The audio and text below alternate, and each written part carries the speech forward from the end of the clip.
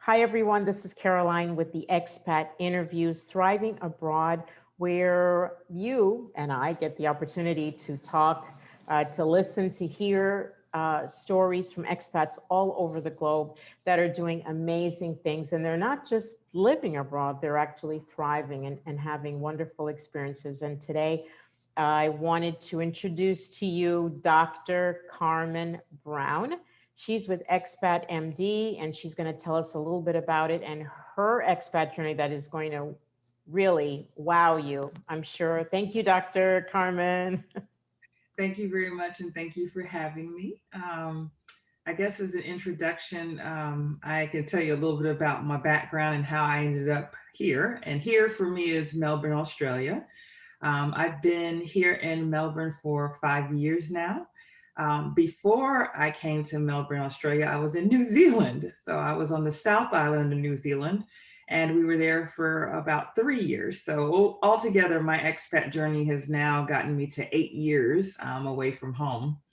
Home for me is Atlanta, Georgia. So I You're am from the a ATL. right, Wow. I'm a Southern girl. You're a Southern long girl. way from home. Long way, long way. So born and raised in Atlanta.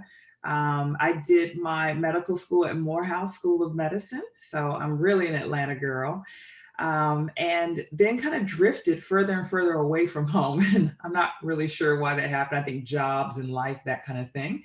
I am married to a school sweetheart, and I have a little 8-year-old boy here with me who has been basically raised completely overseas. He was born in the United States, but we moved when he was about 10 months old. So, little one, if you ask him, he'll tell you that he's from New Zealand, even though, of course, he's not. Oh, But that's what he thinks because that's what he remembers barely sure. when he was little. But yeah, now he'll tell you that he lives in Australia and that's his home. So we have a very unique perspective as a family with having a little one that wasn't born in his parents' passport country. So we do have that third culture Yeah, kid.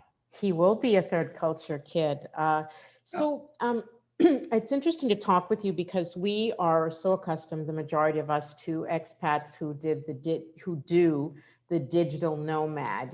Just working for other companies. Have a laptop, will travel, and we don't always get to talk with professionals like yourself, doctors. People that are just a little bit, looking for a little bit more than a laptop type of a job. Um, what what are some of the things to consider as a professional? I mean, what's in it for them to, leave, let's say, the ATL and go clear across the world to be a doctor or a lawyer or a teacher or whatever? right.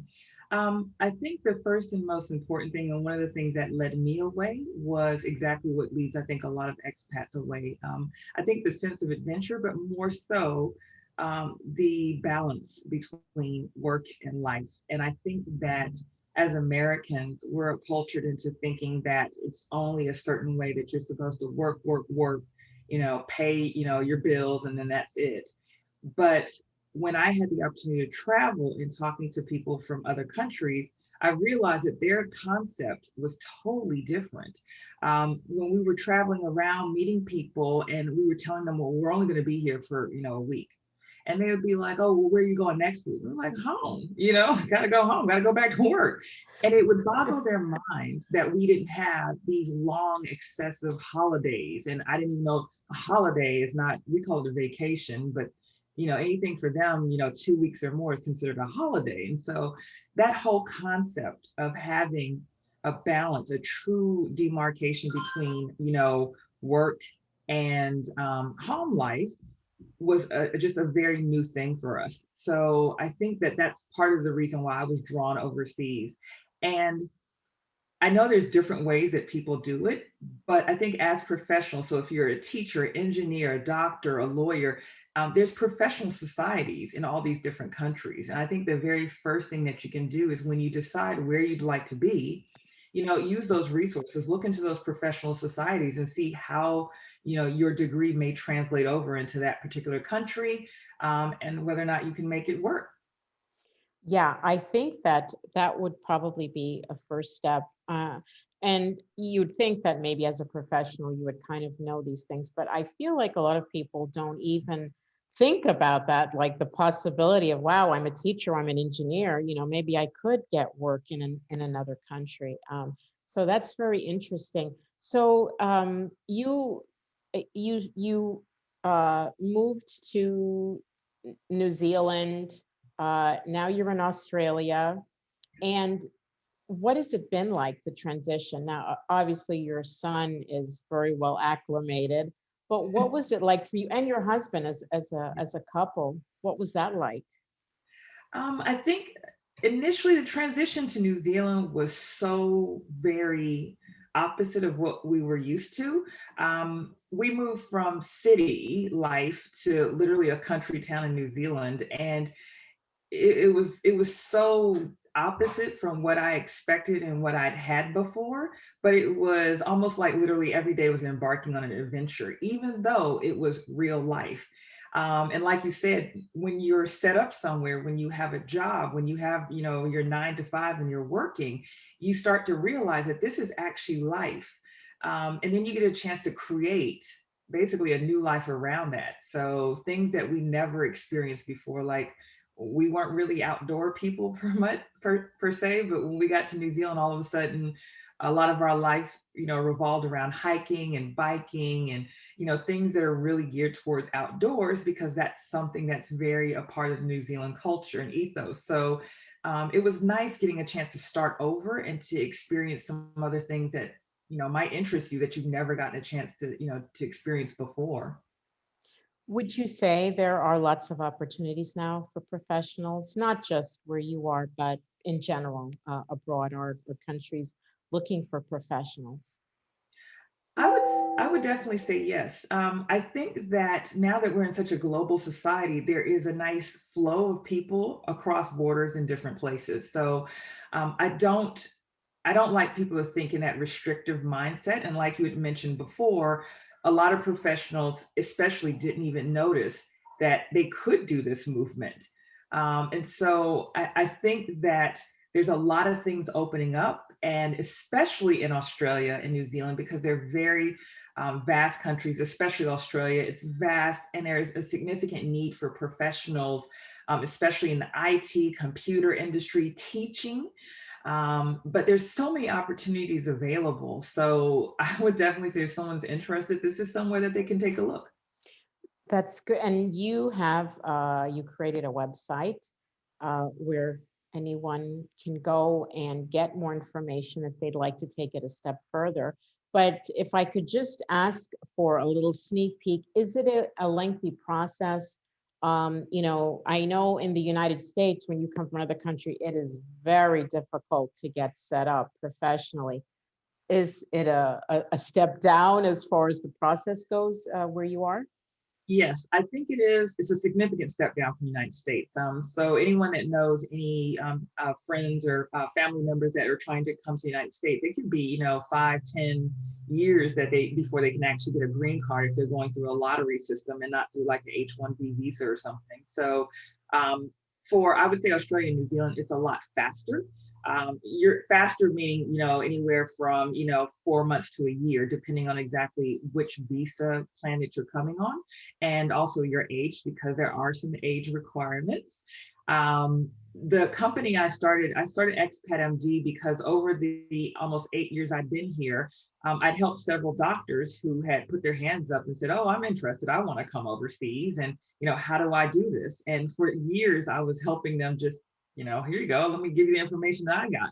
And so after just being inundated with emails and Facebook messages and everything, I kind of decided that I could probably do more, a little bit more consulting around this. And so that's where ExpatMD came from. So our actual focus right now is just helping North American trained docs who are interested in coming to Australia or New Zealand. But we do have plans in the future to expand because I do have a network of specifically Black American expats that are here with me in Australia and New Zealand in different jobs that still have that knowledge, that know-how that will, likely be able to help other expats who are interested coming over to this part of the world. So you took my next question right out of my mouth. I was going to ask you, is there a community of Black professionals there already set up? There is, there is. Interesting enough, there's different cohorts of us, and we're almost in like different age groups per se. There, interesting enough, is a decent sized community of Black people that came probably in the 80s and 90s. So they've been here for like 20, 30 years now. And they've created their own little communities and everything with friends and family. And then I think we're kind of the next generation. So I have a group of probably about 20 friends from different places in the United States and also in Africa that are professionals here, living and working in anything from education, higher education, professors, engineers, people who are digital nomads. So we have like this nice cohort. I'm actually the only doctor in my group, so I'm the outlier and not the digital nomad. But there's other people that actually, work downtown in high-rise buildings. So we do have a nice cohort, a nice group here. What is your practice? I'm an obstetrician gynecologist, so I deliver babies and take care of women. Oh, that's so sweet. Now, do you work in a hospital or a private clinic? No, so I've since I moved overseas, even in New Zealand, I've worked for the government. So both times. So I worked for the New Zealand government when I was there, and I worked for the Australian government here. So I am a public physician. So as you probably know, a lot of countries have what we call socialized or universal healthcare. So I actually work in that system. So I am a government employed doctor. And so I take care of patients who have, Medicare, which is our free medical system. What is that like, though? How do the Australians see you, a Black doctor, obstetrician? I mean, is it a culture shock for them? Is it kind of a reverse culture shock? Oh, it is. It is. I usually get that really crazy, like, especially when I open my mouth. I think when people just see you, especially because where I live in Melbourne, it's a very diverse community. So there's a large East African population. We have quite a few people from subcontinent India and a lot of other places. So when you just walk around, you see different people looking different ways. So you don't really just like stare just because they're there and they're brown skin. So thankfully, it's a very diverse city that I live in, and that's not the case per se. But I think when I open my mouth and all of a sudden they put it together and they're like, oh my God, I think she's like a Black American. And I think that's when it Oh, becomes or like, they probably say, doctor, oh, I was waiting for the doctor. I actually, the funniest thing is I don't really get that, which is actually kind of sad because back home, I would get a lot more of that initial, like, oh, you must be, housekeeping or something like that, because they would see a Black person and just assume that you're not in that position.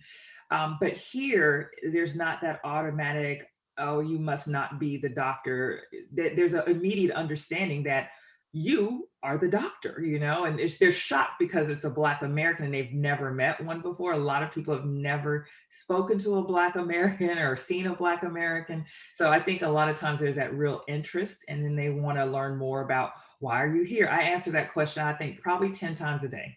Why are you here? How long have you been here? Are you going to stay? And so it's interesting. I think they're really interested in our stories and why we're here. Yes, that's interesting that you have that there too. I found that also when I lived in Central America. The minute I tell them, well, I'm from the US, or they're like, why are you here? What are you doing here? And at first I said, well, why not? I was always taken aback when people were taken aback that I was from somewhere else. But I get it now. I get it. It's just, why are you leaving that Yes. place to come here? Yes. So you're there permanently, and this is your life. Do you, looking back to ATL, I mean, is there a disconnect in culture as far as, I was in ATL, this is that, and now I'm here. Am I going to just be in a totally different frame mindset when I leave from the US to a place like Yeah. Australia? Yes. I think the hard thing the hard thing I think about being an expat is realizing that you have to change. Part of you does change. I don't think I really lose part of myself, but there's part of me that I don't really access that much anymore, if I guess that makes sense.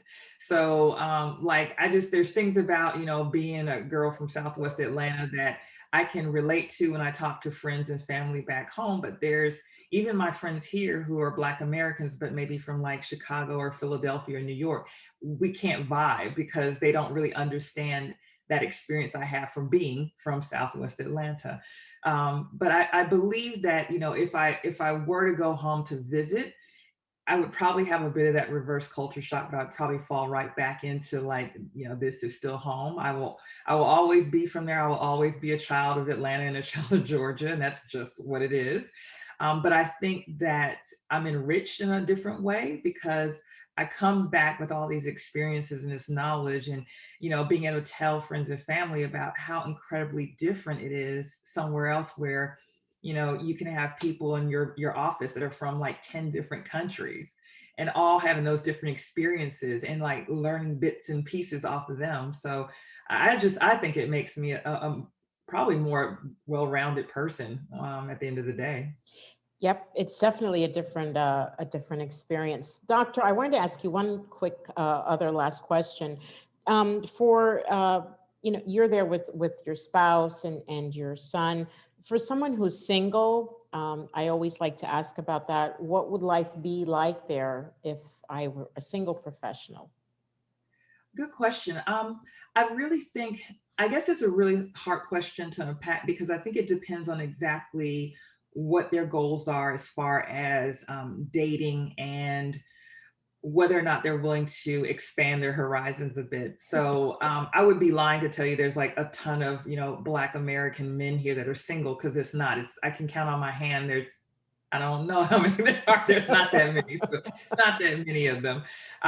There are quite a few single men from the continent. There are single men from, obviously a lot of different countries. So I think it would just really depend on your mindset and then whether or not you're looking for dating outside of your culture and outside of your race, or if you're really just trying to stringent stay and find a Black American man. If that's the case, I would just tell you quite honestly, you're going to probably come and be very disappointed and very lonely because there's so few and far between. So then you take on, personalities, age difference, and those types of things, you're probably going to be, left with 0 to 1 people. But if you are open to having those different experiences, I think you actually would be very surprised. You would probably be very nicely surprised because there's a lot of different men that are, checking for different ladies. Sure, So sure. And I've had interviews with a few expats who they've gone to Bali and found another American who was there, and they, decided to hook up, or they found someone else from another country. That's the cool part. You get to meet so yep, many other different that's right. different people. That's So, right. lastly, motivation for someone who is considering um, moving abroad. A bit of advice, and just overall, it is a big decision. It is, something to really take into consideration, and not everyone, is cut out for this change that you mentioned earlier. There it is a change. It really is, Yes, and it changes you. it And does. but what piece of advice can you give someone who struggles with that portion of it? I think when you mentioned before, when we were doing our first prep, that it's a lot easier these days. I think for those of us who did the move, 8, 10, 15 years ago, it was a more daunting task to try to like get the information together to even figure out about what country would suit you best. But now we're in such a digital age with so many different platforms and ways that you can find that information. My biggest advice to people now who have that benefit is do your research.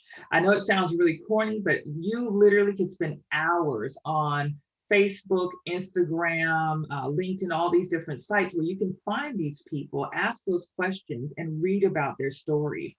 And I think that's so helpful because for some of us who moved a long time ago, there was none of that. And you're just literally just going based on, maybe what you saw from the recruiter or what you found in the encyclopedia. Yep. So I would definitely say for those people, get online, do that work, find those people who are in your profession, in your age range, have similar interests, and see exactly how they got started. Look to the country, see what it's like in that day-to-day life, because that's another thing. You do it as a tourist, and you see these countries as a tourist, you're not actually seeing it through the eyes of someone who's living it. So I think looking at the cost of living, I would go to the grocery store. Whenever we went to a country, I would go to the grocery store and just go down the aisles just to see how much is milk, how much is bread. So you get an idea of what it would be like if I actually lived here.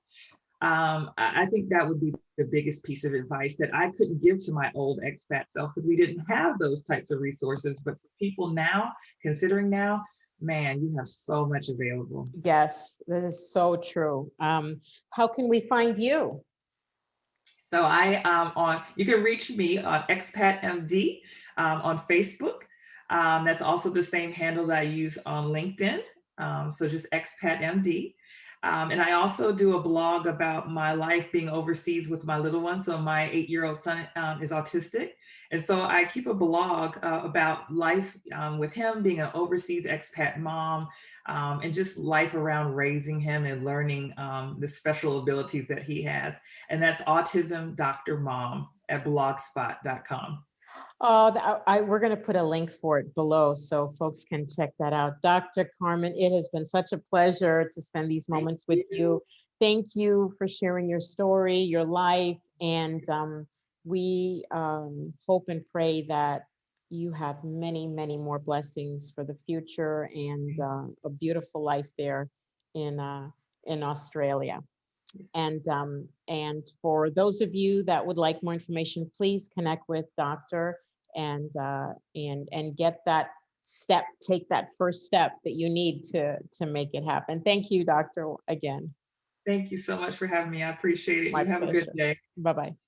Bye. Bye.